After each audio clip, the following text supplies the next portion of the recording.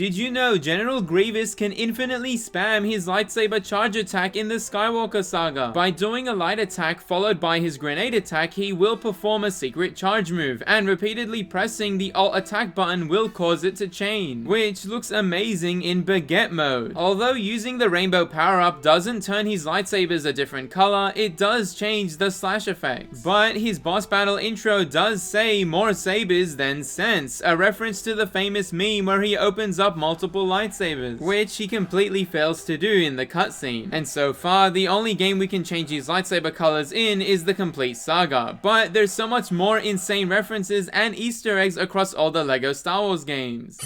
Indiana Jones is a secret character you can unlock by watching the game trailer in the extras area of the complete saga, which will allow you to buy him for a few studs. He's the only character that uses real bullets instead of lasers, as well as his signature whip, but for some reason doesn't use the correct face model as shown on his profile pic. Plus, Indy's hat can also be worn on the Kashyyyk mission of episode 3 by most characters, notably Han Solo, who are both played by Harrison Ford, which is why they share the same face models and animation. This also makes a brief appearance in a cutscene from the Skywalker Saga, and although he doesn't appear in that game, the Ark of the Covenant can be found on the Millennium Falcon, which is pretty cool. But the Skywalker Saga has way more references to other media, like this horse stuck on top of a roof on Act 2, which is inspired off the glitch from The Witcher 3 where your horse would randomly spawn on top of roofs. In episode 9's Kijimi stealth mission, you can sneak past enemies using a cardboard box, which is a trademark feature of Snake from across the Metal Gear Solid franchise. Stormtroopers even try doing this in episode 4 with labels saying Bantha milk on the box. And Finn also says this famous voice line. We kept you waiting, huh?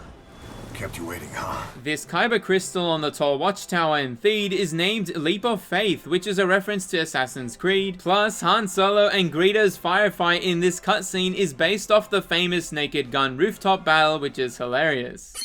You might have noticed C-3PO has a red arm in episode 7. This was explained in a PlayStation exclusive DLC for The Force Awakens, where C-3PO along with other droids get stranded on a planet with dangerous animals that slowly take out the squad. Eventually, 3PO's arm gets ripped off by a tentacle monster, and he replaces it with a fellow protocol droid that died from acid rain trying to save 3PO's life. So he wears this red arm as a reminder of his fallen comrades from that mission. But this story, based off the comics, was created after the movie was released. So the original reason was because J.J. Abrams is good friends with Hideo Kojima, the creator of Metal Gear Solid, which at the time was releasing MGS5 The Phantom Pain. Meaning this was a reference to the game, which is why PlayStation named the DLC Phantom Limbs, since it's a very big theme in MGS5, and is also the name of the first real mission of the game. Probably my favorite thing about the sequel trilogy.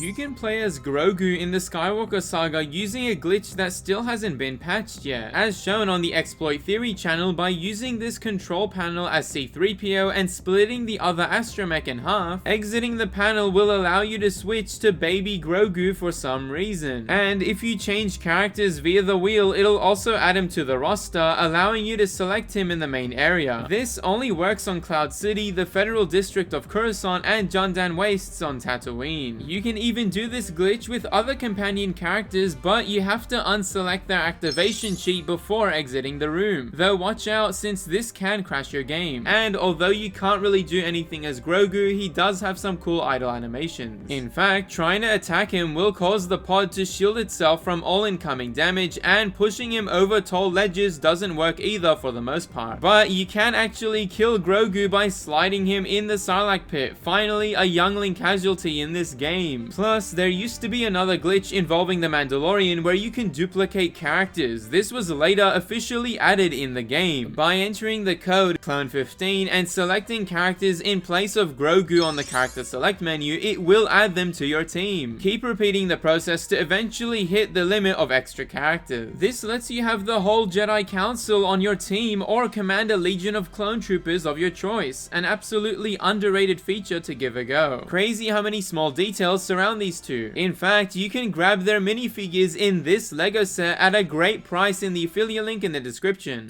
Did you know Admiral Akbar eats from a box of cereal in his idle animation, which has text that says Akbar's premium flavor? This is actually a reference to the Adult Swim show Robot Chicken, where they gave Akbar his own cereal brand. In fact, a lot of other characters have idle animations with cool references. Coyote Mundi brings out a toy of a droid attacking a Wookiee plushie, which, I mean, kinda speaks for itself. Kylo Ren throws a tantrum but can't seem to hurt his Vader toy. Luke loves drinking his blue milk, and the Magna Guard likes to dance for some reason. Sebulba tries walking on his legs, which rarely happens for his species. The bounty hunter from episode 2 swaps face to the opposite skin, and as always, Jar Jar tries eating the Boomba.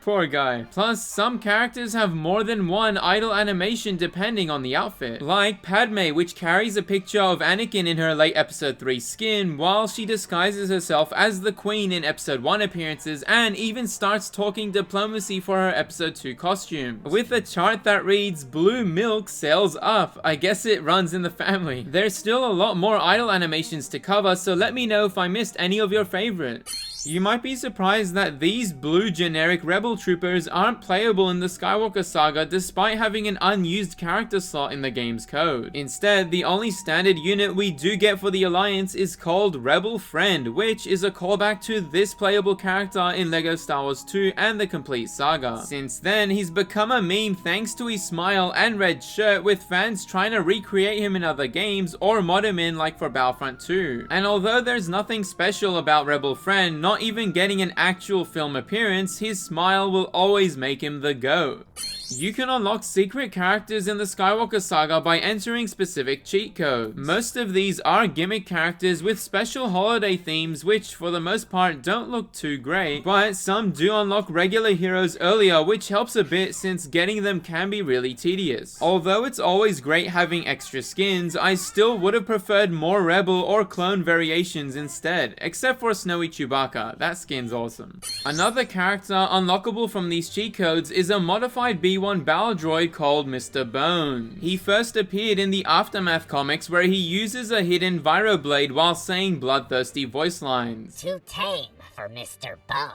This droid was reprogrammed to fight against the Empire with improved combat and sensory capabilities and a scary new aesthetic that included real bones of animals. To my knowledge, his minifigure was custom created for the game and doesn't currently have a real toy version. But there's also another reprogrammed B1 unit in the game called Roger, whose body parts are a mix of different colored units. Roger is a veteran of the Clone Wars, surviving the Battle of Geonosis up to the events of Revenge of the Sith and ultimately joining the rebellion to fight against the Empire. He's also featured in the LEGO Freemakers TV show, but this is separate to his canon lore. Crazy how there's so many repurposed battle droids after the Clone Wars finished. But there's even more amazing secrets in these games that we explore in this video here.